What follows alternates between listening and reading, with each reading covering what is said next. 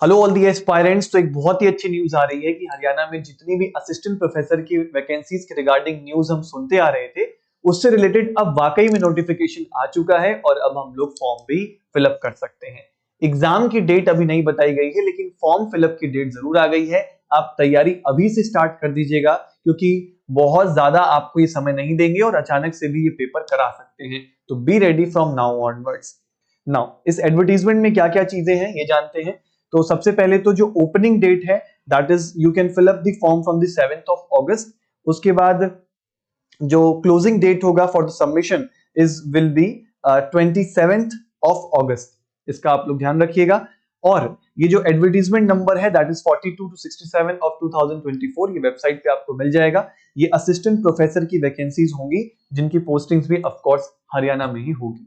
ठीक है, तो जितने भी स्टूडेंट्स हरियाणा स्टेट के आसपास हैं वो भी इसको फॉर्म को भरेंगे और एग्जाम तो आपको जरूर दे के आना है। नाउ मूविंग फॉरवर्ड, कितनी वैकेंसीज हैं, कितनी सीट्स हैं? अगर मैं केमिस्ट्री सब्जेक्ट की बात करूं तो there are in total 123 seats. बहुत ही हेल्दी सीट है। आप कैटेगरी वाइज भी डिस्ट्रीब्यूशन देख सकते हैं। जनरल में 79 है, एससी 15, ओबीसी में दो कैटेगरी में डिवाइडेड है, EWS 11, and there is a total of 123 seats available for chemistry.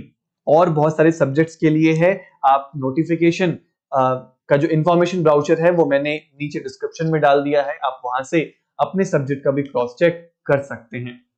Moving forward, ये तो सीट्स की बात हो गई। अब अगर मैं एलिजिबिलिटी की बात करूं तो आपके पास नेट एग्जाम क्वालिफाइड होना चाहिए, स्लेट एग्जाम हो सकता है या सेट एग्जाम हो सकता है।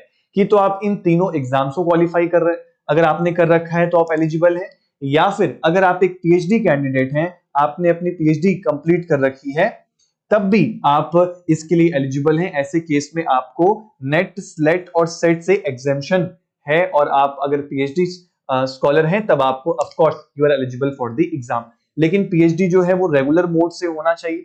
ठीक है, और ये कुछ आपके पास कंडीशंस भी हैं। एक बार फिर से आप नोटिफिकेशन को कंप्लीटली गो थ्रू कर सकते हैं। नाउ कमिंग फॉरवर्ड, एग्जाम का पैटर्न क्या होगा? एग्जाम 3 हिस्सों में होगा। सबसे पहला एक स्क्रीनिंग टेस्ट होगा, उसके बाद आपका सब्जेक्ट का रिटन टेस्ट होगा और उसके बाद इंटरव्यू। अगर स्क्रीनिंग टेस्ट की बात करें तो इसके अंदर एमसीक्यूज पूछे जाएंगे आपसे। 100 क्वेश्चंस होंगे, 2 आवर्स का पेपर होगा। टोटल 100 नंबर का क्वेश्चन पेपर होगा। 100 नंबर, 100 क्वेश्चन, मतलब 1 लाइनर क्वेश्चंस होंगे और आपको जल्दी जल्दी अटेम्प्ट करने होंगे। और 5 ऑप्शंस होंगे, 5 में से कोई एक ऑप्शन आपके पास करेक्ट होगा। और नेगेटिव मार्किंग भी है, 1/4 of the mark will be deducted for each wrong answer. और सबसे बड़ी बात कि ये पेपर जो स्क्रीनिंग टेस्ट है, इसके मार्क्स इवेल्युएट नहीं होंगे, ये सिर्फ एक पासिंग टेस्ट होगा। इसको पास करके आपको सेकंड स्टेज पे पहुंचना होगा। कमिंग टू सेकंड स्टेज, ये सबसे ज्यादा इंपॉर्टेंट है। आपका सिलेक्शन होगा या नहीं होगा, ये इसी पेपर के ऊपर डिपेंड करेगा, आपके सब्जेक्ट के पेपर के ऊपर डिपेंड करेगा। जो टाइम ड्यूरेशन होगा एग्जाम का वो 3 आवर्स का होगा। टोटल 150 मार्क्स का पेपर होगा, एक रिटन पेपर होगा। The medium of the examination of course English होगा आपका मीडियम, जिसमें आपको आंसर्स लिखने हैं। नाउ जो नंबर ऑफ कैंडिडेट्स यहां से आगे भेजेंगे, तो number of candidates called for interview will be 2 times including the bracketed candidate. मतलब जितने भी कैंडिडेट्स भेजेंगे ये 2 टाइम्स भेजेंगे। The number of advertise post provided the secured minimum cut off 35 marks. यानी जितनी भी पोस्ट है उसके 2 टाइम्स, जितनी वैकेंसीज है उसके 2 टाइम्स ये कैंडिडेट्स आगे वाले फेज में भेजेंगे, प्रोवाइडेड कि आपने मिनिमम 35% का जो स्कोर है वो क्रॉस कर रखा है तब। नाउ इसका वेटेज सबसे ज्यादा होगा। आपकी जो फाइनल पूरा लिस्ट बनेगा उसमें 87.5% कंट्रीब्यूशन आपके मेंस का होगा।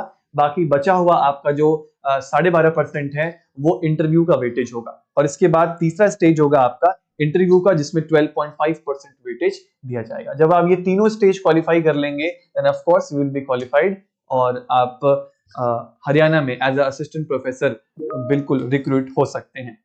मूविंग फॉरवर्ड, इसकी फीस कितनी है? एप्लीकेशन फीस, तो अगर आप मेल कैंडिडेट हैं और आप जनरल कैटेगरी में आते हैं तो 1000, और अगर आप फीमेल कैंडिडेट हैं और आपके पास कुछ और कैटेगरीज हैं तो आप देख सकते हैं। जैसे फीमेल कैंडिडेट्स तो फॉर ऑल अदर स्टेट्स उनके लिए भी फीस 250 है।